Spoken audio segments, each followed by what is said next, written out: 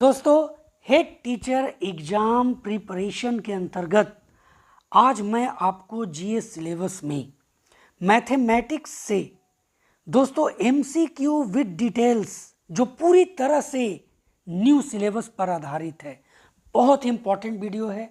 इसका एक क्लास मैं आपके बीच में पहले रख चुका हूं। आज क्लास 2 लेकर के आपके बीच में उपस्थित हूं। और एक चीज़ खास बात मैं आपको बता दूं, इसका ये पार्ट 1 है। अब कहिएगा कि पार्ट 1 और पार्ट 2 क्यों मैं क्लास 2 का कर रहा हूँ? क्योंकि क्वेश्चन जो होते हैं मैथमेटिक्स के, उसमें एक क्वेश्चन में काफ़ी समय लगते हैं उसको सॉल्यूशन निकालने में। मैं यहाँ जब आपको सॉल्यूशन निकालूंगा तो कम से कम एक क्वेश्चन में 1.5 से 2 मिनट लगेंगे, तो इसलिए काफ़ी समय आपको देना पड़ेगा। तो कुछ मैसेजेस भी आए थे जब मैं पहला वीडियो आपके बीच में लाया था और लगभग 48 मिनट्स का हुआ था, तो उसके आधार पर आप में से कुछ मैसेज आए थे कि छोटे छोटे पार्ट में बनाएं ताकि क्वेश्चंस को भी समझने में आसान हो। और इसीलिए मैं यहाँ पर पार्ट 1 लेकर के आ रहा हूँ। जैसा कि आपको मालूम है 20 क्वेश्चंस आपके एग्जामिनेशन में पूछे जाएंगे और जो मैं सेट लेकर के आता हूँ वो 20 क्वेश्चंस के होते हैं। तो पार्ट 1 में मैं आपके बीच में 10 क्वेश्चंस लेकर के आया हूँ। ये 10 क्वेश्चंस आपके लिए भी आई हैं दोस्तों, बहुत ही इम्पॉर्टेंट हैं। और जैसा कि आपको मालूम है ये सारे क्लासेस आपको हिमांशु क्लासेस की तरफ से प्रोवाइड किए जा रहे हैं। तो चलिए क्लास शुरू करते हैं। आगे बढ़ने से पहले अगर आप चैनल पर नए हैं या अभी तक चैनल को सब्सक्राइब नहीं किया है तो जल्दी से चैनल को सब्सक्राइब कर लें, बेल आइकन को प्रेस करें ताकि आने वाले वीडियो का नोटिफिकेशन सबसे पहले आपको मिल सके। दोस्तों, क्वेश्चन नंबर 1 इस सेट का, यदि दो कोण पूरक हैं, ध्यान दीजिए, और एक कोण दूसरे से 10 डिग्री बड़ा है तो दोनों में छोटा कोण कौन सा है? 40 डिग्री, 50 डिग्री, 90 डिग्री या 180 डिग्री? पहले सॉल्यूशन देख लेते हैं इसका, और सॉल्यूशन के बाद इसका आंसर जानना ज़्यादा बेहतर होगा। अब देखिए, दो कोण पूरक हैं, यानी निश्चित है कि जो कोण हैं दोस्तों वो दोनों मिला करके 90 डिग्री के बराबर हैं। अब दोनों 90 डिग्री के बराबर हैं और इसमें अगर एक कोण को x मानते हैं तो दूसरा कोण कितना हो जाएगा? उससे 10 डिग्री बड़ा है, तो यानी x + 10 होगा, और इन दोनों का वैल्यू 90 डिग्री के बराबर होगा। अब इसको सॉल्यूशन अगर आप निकालते हैं तो 2x + 10 डिग्री = 90 डिग्री होता है। अब देखिए 2x है यहाँ पर और ये 90 है, अब इधर 10 प्लस में है, इधर जा कर के माइनस में हो गया, यानी 2x = कितना हो गया? 2x = यहाँ पर 80 डिग्री हो गया। यानी जो x का वैल्यू आएगा दोस्तों, ये 2 है, इससे 80 कटेगा तो 40 डिग्री आएगा x का वैल्यू। अब एक 40 डिग्री, अगला 10 डिग्री बड़ा है तो क्या हो जाएगा? 40 और +10 कितना हो जाएगा? वो 50 हो जाएगा, यानी एक 40 और एक 50। अब कहता है दोनों में छोटा कौन है, तो छोटा कौन है? Option number A, 40 degree. Question number 2 क्या है? देखिए, बामन ताश के पत्तों के एक पैकेट में से एक पत्ता निकाला जाता है। इसकी क्या प्रायिकता है कि निकाला गया पत्ता जो है वो पान का बादशाह है? ध्यान दीजिए कि जो निकाला गया पत्ता है वो पान का बादशाह है। इसकी प्रायिकता निकालना है। ये क्लास 8 के सिलेबस से लिया गया है।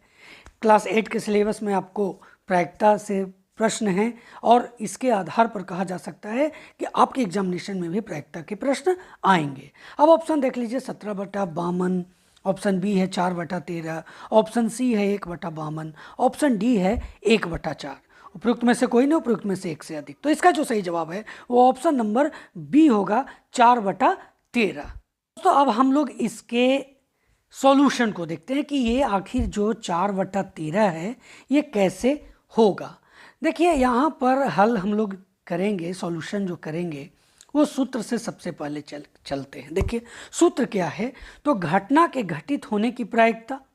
अब घटना के घटित होने की प्रायिकता जो है, अब PE = NE / NS, जहाँ NE क्या है? अनुकूल परिणामों की संख्या है और NS है संभावित परिणामों की संख्या। अब आगे बढ़ते हैं। देखिए, यूनियन इंटरसेक्शन से इसका हम लोग आंसर निकालते हैं। देखिए, ये फॉर्मूला तो आप जानते हैं कि P × A union B = PA + PB - PA intersection B। P into A intersection B। अब देखिए इसके आधार पर अब पान आने की प्रायिकता, अब देखिए कितना पान होता है एक ताश के गड्डी में, 13 होते हैं। तो इस जो सूत्र हम लोग अभी देखे ऊपर में, इस सूत्र के आधार पर अनुकूल परिणामों की संख्या और संभावित परिणामों की संख्या के आधार पर जो पान आने की प्रायिकता हुआ वो क्या हुआ, 13/52 हुआ। यानी कि एक 52 पत्ते की गड्डी में कितने पान के पत्ते होते हैं, यानी कि पान का पत्ता कितना होता है, वो 13 होता है। तो पान आने की प्रायिकता कितना हुआ, 13 हुआ। बादशाह आने की प्रायिकता, अब एक पूरे गड्डी में कितने होते हैं बादशाह, 4 होते हैं। तो ये कितना हो गया, 4/12 है। तो पी आप देख लिए, पी भी यहाँ पर आप देख रहे हैं। अब देखिए पान का बादशाह आने की प्रायिकता क्या होगा। अब पान का बादशाह तो एक होता है, तो ये इंटरसेक्शन में आता है, P into A intersection B जो हो जाएगा वो 1/52 होगा। अब इस आधार पर कि पान आने की प्रायिकता 13/52 है, बादशाह आने की प्रायिकता 4/52 है और पान का बादशाह आने की प्रायिकता 1/52 है, तो हम जानते हैं जो फॉर्मूला होता है आपके सामने है, P into A union B is equal to P into A plus P into B minus P into A intersection B। अब जैसा कि हम लोगों ने ऊपर देखा, P यूनियन A हम लोग को निकालना है, P into A union B। अब यहाँ पर देखिए P इंटू ए जो है 13/52, P भी 4/52 और ये है 1/52। इसका सॉल्यूशन निकालते हैं। अब इसका आप सॉल्यूशन निकालते हैं दोस्तों, तो ध्यान दीजिए सबका ये जो लघुत्तम है वो 52 है। अब 13 + 4 - 1 यानी 17 - 1 16/52 और 16/52 को आप काटेंगे 4 से, तो 4 चौके 16 और 13 चौके 52 यानी 4/13 हो जाएगा। अब देखिए अभिष्ट प्रायिकता क्या हो जाएगी, 4/13, जो आंसर बी है दोस्तों। क्वेश्चन नंबर 3 है दोस्तों, नीचे दिए गए आंकड़ों की परास, बहुलक और माध्यिका का माध्य क्या है। अब देखिए यहाँ पर आपको कितनी चीज़ें जाननी है, कितनी चीज़ों की जानकारी यहाँ पर मिलने वाली है। परास, बहुलक, माध्यिका और माध्य, इन सब की जानकारी आपको यहाँ पर इस प्रश्न में मिलेगी, जो आपके एग्जामिनेशन के लिए बहुत इंपॉर्टेंट है। देखिए ये यहाँ पर आपका टोटल आंकड़े हैं। अब इस आंकड़े जो आप देख रहे हैं 5, 10, 3, 6, 4, 8, 9, 3, 15, 2, 9, 4, 19, 11 और 4, तो इन आंकड़ों का परास, बहुलक और माध्यिका का माध्य क्या है, ये पहले जान लेते हैं। इसका आंसर क्या होगा, तो इसका आंसर है ऑप्शन नंबर बी। अब इसके सॉल्यूशन के ऊपर जाते हैं। देखिए दोस्तों दिया गया क्या है, दिया गया आंकड़ा है, आंकड़ा जो मैंने अभी आपको बताया, इसमें प्रयुक्त अवधारणा क्या है। पहले जान लीजिए बहुलक क्या होता है, तो वह मान है जो किसी आंकड़े में सबसे अधिक बार आता है। अब इसमें सबसे अधिक क्या आ रहा है, वही बहुलक होगा। उसके बाद क्या है, माध्यिका ज्ञात करने के समय दोस्तों सबसे पहले दिए गए आंकड़े का हम लोग क्या करते हैं, आरोही क्रम में व्यवस्थित करते हैं। ये जो आंकड़ा है उसको आरोही क्रम में व्यवस्थित करना है, फिर पद ज्ञात करना है। अब देखिए यहाँ पर माध्य क्या है, तो प्रयुक्त सूत्र के आधार पर माध्य क्या है, सभी पदों का योग डिवाइडेड बाय पदों की कुल संख्या। जब सभी पदों का योग हम कर लेंगे और उसमें कुल पदों की संख्या से डिवाइड कर लेंगे तो माध्य निकल जाएगा। माध्यिका क्या है, n+2 divide n+1 divided by 2। ये जो भी पद आएगा उस वो पद जब n विषम होगा तो ये उसका आंसर होगा। जब माध्यिका जब विषम में आएगा तो, अब माध्यिका क्या होगा, जब सम होगा तो क्या होगा, माध्यिका 1/2 इंटू n+2वां पद प्लस n/2 + 1वां पद जब सम होगा। तो ये ध्यान देना है, जब सम होगा तो ये सूत्र चलेगा, विषम होगा तो ये चलेगा। परास क्या होता है, जो अधिकतम मान है उसमें न्यूनतम मान को माइनस करते हैं तो वो उसका परास निकल जाता है।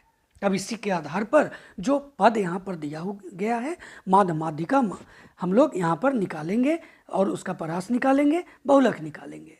अब देखिए यहाँ पर आ जाइए, गणना करते हैं। दिए गए आरोही क्रम को व्यवस्थित करने पर इस तरह से आप यहाँ देख लीजिए ये आ रहा है।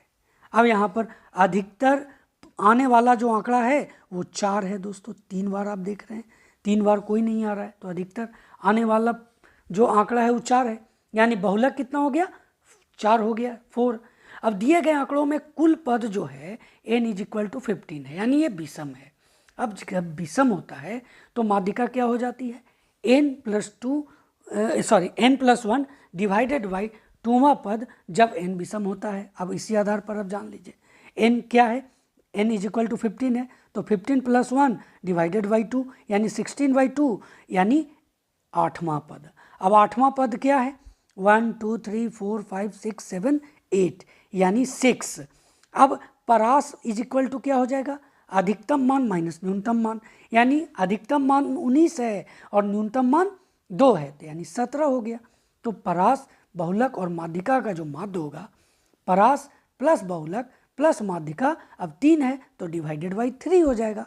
अब 17 4 21, 17 4 21 देखिए 21 × 27 डिवाइडेड बाई 3 यानी कितना आ गया, 9। यानी दोस्तों यहाँ पर माध्य कितना हो गया, 9। और यही मैंने आपको ऑप्शन बताया था बी जो 9 था, परास, बहुलक और माध्यिका का माध्य 9 है। दोस्तों क्वेश्चन नंबर 4 है कि वह सबसे बड़ी संख्या कौन सी है जिसमें 38, 45, 52 में भाग देने पर क्रमशः 2, 3 और 4 शेष बचते हैं। देखिए सॉल्यूशन के साथ मैं आपको इसका आंसर बताता हूँ। देखिए 38 है, -2 कर देंगे, 45 -3 शेष बच रहा है जो, और उसके बाद 52 -4। अब यहाँ आ गया 36, यहाँ आ गया 42 और यहाँ आ गया 48। अब 36, 42 और 48 का आपको HCF ज्ञात करना है। तो सबसे पहले 2 कर लीजिए 36 और 42 का। अब 36 से 42 में डिवाइड कीजिए, जो HCF निकालते हैं, 1 मरतबे लग गया, 6 आया, 6 से फिर 36 को काटिए तो 6 मरतबे ही कट गया, यानी यहाँ पर HCF कितना आया, 36 और 42 का 6 आया। अब 6 आया दोस्तों, अब 6 से 48 में डिवाइड कीजिए, क्योंकि 52 में से 4 घटाए तो कितना आया था, 48, तो 6 8 48 हो गया। यानी कि जो HCF आएगा यहाँ पर, जो सबसे बड़ी संख्या आएगी जिसे इतना में भाग देने पर ये शेष बचेंगे, वो होगा option number A. Option number A इसका सही जवाब होगा। ये क्वेश्चन नंबर 5 जो है संख्याओं के महत्तम समवर्तक से रिलेटेड है, संख्याएं ज्ञात करना है। इस तरह से प्रश्न आते हैं, आपके एग्जामिनेशन में भी आएंगे। तो क्वेश्चन यहाँ पर देख लीजिए क्या है कि दो संख्याओं का गुणनफल 7168 है और उनका महत्तम समवर्तक 16 है, तो संख्याएं ज्ञात करें। यह संख्याएं क्या हैं?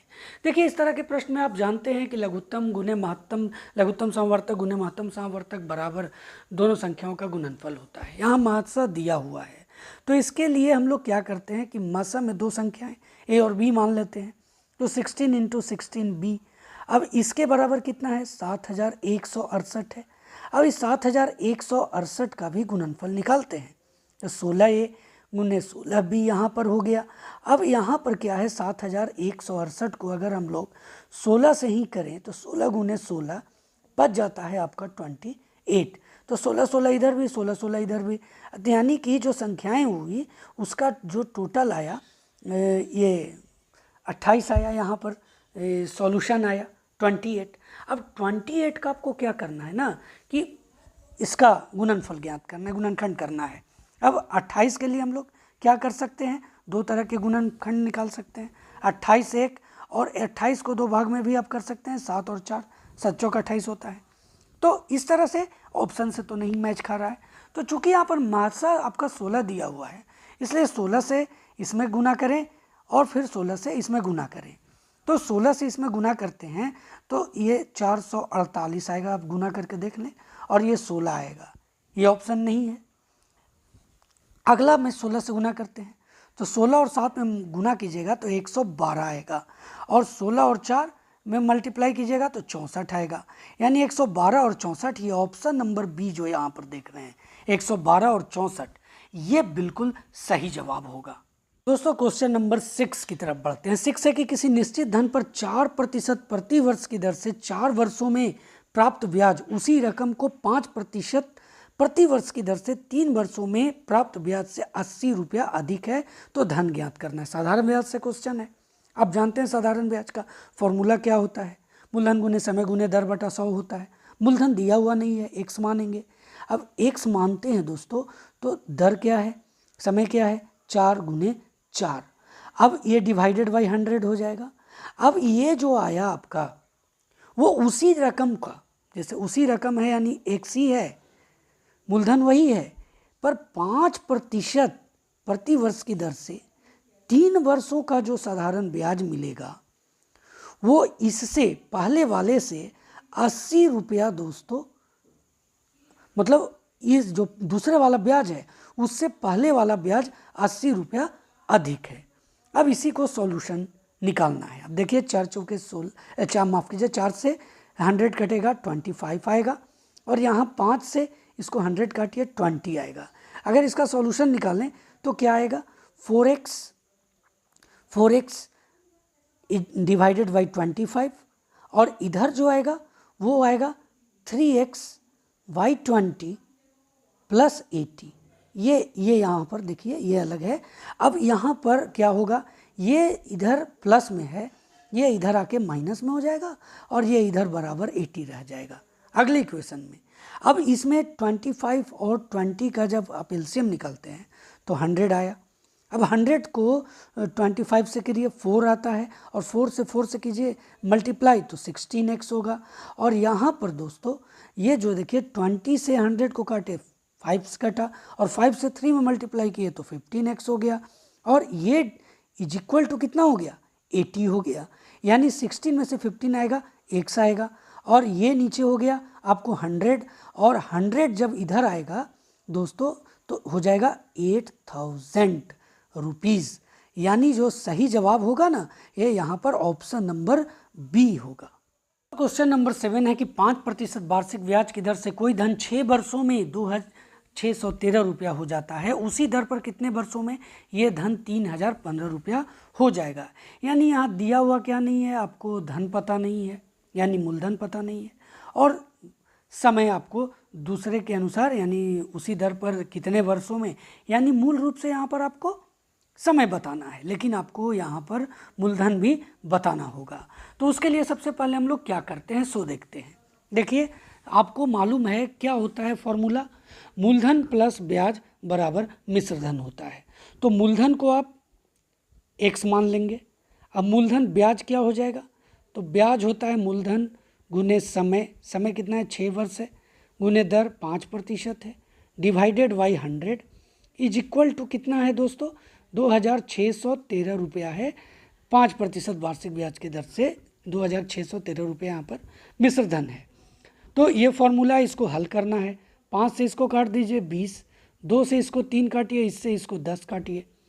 अगर इसका जब सॉल्यूशन करेंगे तो 10x और यहाँ पर 3x यानी 13x हो जाएगा, और 13x बराबर 10 जो है वो बराबर हो जाएगा 2613 रुपया। ये 13 इधर डिवाइड में आएगा तो इसको अगर काटते हैं तो 201 रुपया आता है, और जब ये यहाँ पर गुना होगा तो x का वैल्यू आ जाएगा 2010 रुपया। कितना आ गया, 2010 रुपया। x क्या है दोस्तों, तो x धन है, यानी मूलधन आपको मिल गया 2010 रुपया। अब देखिए मूलधन चूंकि 2010 रुपया आ गया, अब क्या बोलता है उसी दर पर कितने वर्षों में यह धन 3015 रुपया हो जाएगा। तो इसमें क्या करना है, बस वही सिस्टम यहाँ भी दोहरा लेना है। यहाँ पर समय नहीं दिया हुआ है, वहाँ क्या नहीं दिया हुआ था, वहाँ पर मूलधन नहीं दिया हुआ था। तो मूलधन तो आपको मालूम है 2010 रुपया है। उसके बाद दोस्तों क्या है, 2010 गुने समय तो नहीं दिया हुआ है तो इसको टी मान लेंगे, दर है उसी दर पर है यानी 5 है, और डिवाइडेड बाई 100 है, और अब जो यहाँ पर मिश्र धन है वो 3015 है। अब इसको बस सॉल्यूशन इसका निकाल लेना है। अब देखिए 5 से ही 20 मरतबे कट जाएगा और 0 से 0 कट गया। अब दोस्तों ये 2010 को आप इधर ले आइए। अब इधर ले आएंगे तो क्या बच जाएगा, इधर आपको बच गया 201 टी डिवाइडेड बाई 2, और इधर जब माइनस कीजिएगा तो 2010 जब 3015 में से घटेगा तो क्या बच जाएगा, 1005 बच जाएगा। अब 1005 को 2 से मल्टीप्लाई कीजिएगा तो 2010 आएगा, और 2010 को अगर 201 से काटिएगा तो 10 आ जाएगा। यानी टी क्या है, समय है, समय कितना आ गया 10 वर्ष, यानी सही ऑप्शन आपका सी यहाँ पर हो गया। दोस्तों क्वेश्चन नंबर 8 है कि वह न्यूनतम संख्या बताइए जिससे 1800 को गुना कर दें तो एक पूर्ण घन संख्या प्राप्त हो जाए। तो वो जो संख्या मिले उसके अंकों का योगफल कितना होगा। देखिए सबसे पहले आप अगर इसका सॉल्यूशन कर सकते हैं तो करें, मैं अभी आपको इसका सॉल्यूशन बताने वाला हूँ। पहले यहाँ पर जो ऑप्शन है 3, 4, 5 या 6, इसमें जो सही जवाब होगा वो ऑप्शन नंबर ए होगा 3। कैसे होगा ये मैं आपको बताता हूँ। देखिए ये 1800 जो आप देख रहे हैं ये तो घन संख्या नहीं है। अब जब ये घन संख्या नहीं है तो इसको कितना, वो न्यूनतम संख्या किससे गुना कर दें कि ये घन संख्या प्राप्त होती है। तो यहाँ पर देखिए पहले क्या है कि न्यूनतम संख्या के अंकों का योगफल जिससे 1800 को गुना करने पर एक पूर्ण घन संख्या प्राप्त की जाती है। ये देखिए यहाँ पर 1800 को अगर गुणनखंड कीजिएगा तो इस तरह से आएगा 2 गुने 3 गुने 3 गुने 10 गुने 10 गुने 10। तो यहाँ 10 का तो क्यूब है लेकिन 3 का नहीं है, 2 का नहीं है। तो 2 और कितना 2 चाहिए घन प्राप्त करने के लिए, तो 2 यहाँ पर आप देख रहे हैं 2 गुने 2 तो ये 3 हो जाएगा। यहाँ पर 2 3 है तो 1 3 से गुना करेंगे तो ये भी घन हो जाएगा, यानी 2 गुने 3। इसलिए जो पूर्ण घन संख्या प्राप्त होगी दोस्तों वो इस तरह से प्राप्त होगी, यानी 2 दूना 4 और 4 तिया 12 से गुना होगा, और 12 से गुना होगा तो पूर्ण वर्ग जो होगा वो वर्ग प्राप्त करने के लिए किस संख्या से गुना करना पड़ेगा, तो यहाँ पर आप देखिए 12 से गुना करना पड़ेगा। किससे करना पड़ेगा 12 से। अब ये कितना संख्या है 3 है, 2 गुने 2 गुने 3, यानी कि संख्याओं के अंकों का योग कितना हो गया, जितना चाहिए उसको गुना करके घन प्राप्त करने के लिए, तो 3 हो गया। यही इसका सॉल्यूशन है दोस्तों। क्वेश्चन नंबर जो 9 है वो है क्या, 13 का क्यूब प्लस माइनस 8 का क्यूब प्लस माइनस 5 का क्यूब का मान ज्ञात करना है। देखिए जिस फॉर्मूले पर इसको हम आसानी से हल कर सकते हैं, पहले मैं आपको उसका फॉर्मूला बताता हूँ। वो फॉर्मूला क्या है, फॉर्मूला है दोस्तों A cube minus B cube बराबर ए माइनस बी, अब देखिए A minus B into A square plus A B plus B square. इस फॉर्मूले पर हम लोग, और यहाँ पर देखिए माइनस 5 क्यूब है, अब इसको कैसे करना है, तो माइनस ए का क्यूब का जब हम लोग निकालते हैं तो माइनस ए क्यूब हो जाता है। इस तरह से यही दोनों फॉर्मूले पर ए क्यूब माइनस बी क्यूब और ये यहाँ पर माइनस ए क्यूब, इसी फॉर्मूले पर हम लोग इसका सॉल्यूशन निकालेंगे। आप इस फॉर्मूले को पहले नोट कर लें। अब आ जाते हैं सॉल्यूशन के ऊपर। सॉल्यूशन क्या है, सॉल्यूशन देखिए है कि 13 का क्यूब माइनस 8 का क्यूब, ये उसके बाद माइनस 5 का क्यूब। अब देखिए ये क्यूब माइनस बी क्यूब के फॉर्मूले पर ये आएगा, तो ये जो है दोस्तों वो है क्या 13 माइनस 8, ये क्यूब है 13 माइनस 8 इंटू देखिए 13 का स्क्वायर हो गया प्लस ए बी है यानी 13 इंटू 8 हो गया। उसके बाद क्या है बी स्क्वायर है तो प्लस 8 का स्क्वायर हो गया। उसके बाद देख लीजिए, उसके बाद जो है क्या मैंने बताया था माइनस ए क्यूब, तो ये माइनस जो 5 का क्यूब है इसे माइनस 125 तो लिख सकते हैं। यहाँ तक आप नोट कर लें। अब आगे देखते हैं, अब आगे क्या होगा, ये 13 माइनस 8 होगा तो ये 5 हो जाएगा। कितना हो जाएगा 5 हो जाएगा। और ये दोस्तों 13 का स्क्वायर जो है 169 हो जाएगा। ये 13 इंटू 8 कीजिएगा तो 104 होगा, और ये 8 का स्क्वायर करिएगा तो 64 आएगा। और इन टोटल को ऐड करेंगे यहाँ से यहाँ तक, तो वो जो आएगा वो आएगा इंटू 337 और माइनस 125 आया। मैं फिर एक बार इसको फ्रेश करके लिख देता हूँ। देखिए ये जो आपका ऐड करने के बाद आया टोटल जो सॉल्यूशन आया 5 इंटू 337 माइनस 125। अब देखिए यहाँ पर आपको करना क्या है, ये दोस्तों 5 इंटू 337 इक्वल कर देंगे आगे, और माइनस जो होगा वो 25 इंटू 5 हो जाएगा।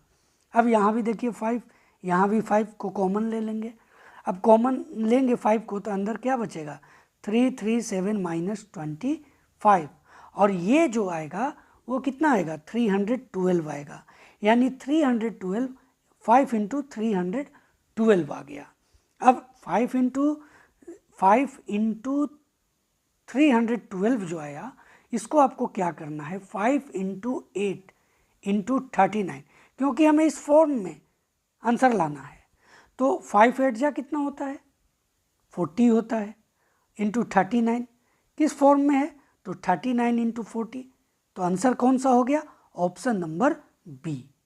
दोस्तों क्वेश्चन नंबर 10 है कि एक प्राकृत संख्या का वर्ग उसके घन से घटाया जाता है तो परिणाम 100 होता है, तो संख्या बताइए। 4 5 6 या 8 होगी। अब देखिए यहाँ पर क्या है कि किसी भी संख्या को आप ए मान लीजिए, तो घन में से क्या घट रहा है, वर्ग घट रहा है, 100 आ रहा है उसका परिणाम। अब ए क्यू माइनस बी ए क्यू माइनस ए स्क्वायर है। अब यहाँ पर क्या करें आप कि कॉमन ले लीजिए ए स्क्वायर को इसमें से, तो अंदर बच जाएगा ए माइनस 1 और ए माइनस 1 बच जाएगा, यहाँ 100 हो जाएगा। अब ए स्क्वायर जो है उसको इसी तरह से रहने दीजिए, ए माइनस 1 रहने दीजिए। अब ये जो 100 है उसको 25 इंटू 4 करते हैं, वर्ग के रूप में आ रहा है ए स्क्वायर, तो इसलिए वर्ग के रूप में दोनों को लिखते हैं हम लोग। आगे देख लीजिए। अब करना है क्या दोस्तों कि ए स्क्वायर है उसको जो कहते हो, ये 25 गुने 4 को हमको किस तरह से लिखना है, 25 गुने 4 को हम लोग को 5 का स्क्वायर कर सकते हैं। यहाँ पर अब जब ए का स्क्वायर ले लिए 5 का स्क्वायर, तो 4 को हम लोग ए माइनस 1 के रूप में कैसे लिख सकते हैं, उसको 5 माइनस 1 के रूप में लिख सकते हैं। अब देख लीजिए ए का क्लियर हो गया, यहाँ भी 5 आ रहा है, यहाँ भी 5 आ रहा है। तो ये जान लीजिए कि ये संख्या क्या होगी, तो ये ऑप्शन नंबर बी जो आप देख रहे हैं 5, ये इसका सही जवाब होगा। दोस्तों यह था हेड टीचर एग्जाम प्रिपरेशन के अंतर्गत जीएस सिलेबस के अंतर्गत मैथमेटिक्स का क्लास 2, जो पूरी तरह से न्यू सिलेबस पर आधारित था, जिसका मैंने पार्ट 1 आपके बीच में रखा, जिसमें मैंने 10 क्वेश्चंस आपके बीच में रखे हैं। दोस्तों इसके बाद के 10 क्वेश्चंस जो पार्ट 2 होगा वो नेक्स्ट वीडियो में आपके बीच में रहेगा। वीडियो कैसा लगा दोस्तों ज़रूर कमेंट करें। वीडियो अगर अच्छा लगा है तो लाइक और शेयर करना बिल्कुल भी ना भूलें, ताकि आगे के भी लोगों को इसका फ़ायदा मिल सके। चैनल को सब्सक्राइब करना तो बिल्कुल भी ना भूलें। दोस्तों इसी संदेश के साथ जय हिंद।